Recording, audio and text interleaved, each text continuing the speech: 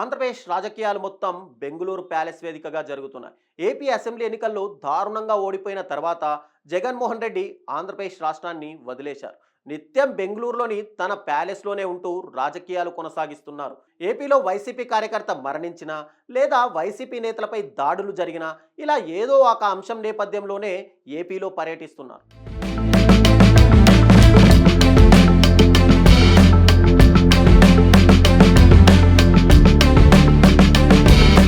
జగన్ రోజుల తరబడి ఆంధ్రప్రదేశ్లో ఉండడం లేదు అన్న టాక్ నడుస్తుండగా ఏదైనా ఎమర్జెన్సీ ఉంటే ఏపీ నుంచి వైసీపీ నేతలను రప్పించుకొని బెంగళూరు ప్యాలెస్లోనే చర్చలు చేస్తున్నారు.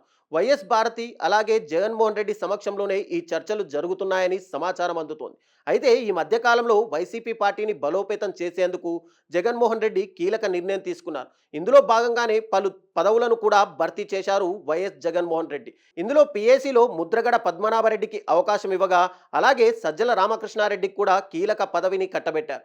ఇలాంటి నేపథ్యంలో ఏపీ రాజకీయాలను కుదిపేసే ఒక అంశం తెరపైకి వచ్చింది.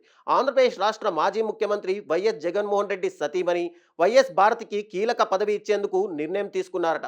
ఆమెకు సోషల్ మీడియా అలాగే మీడియాకు సంబంధించిన విభాగాన్ని అప్పగించేందుకు రంగం సిద్ధం చేసిందంట వైసీపీ పార్టీ.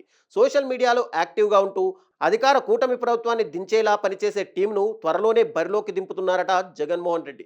అయితే ఈ విభాగానికి వైఎస్ భారతి ప్రాతినిధ్యం వహించబోతున్నట్టు తెలుస్తోంది. ఆమెకు బాధ్యతలు ఇస్తే ఖచ్చితంగా సక్సెస్ రేట్ ఎక్కువగా ఉంటుందని జగన్మోహన్ రెడ్డి భావిస్తున్నారట.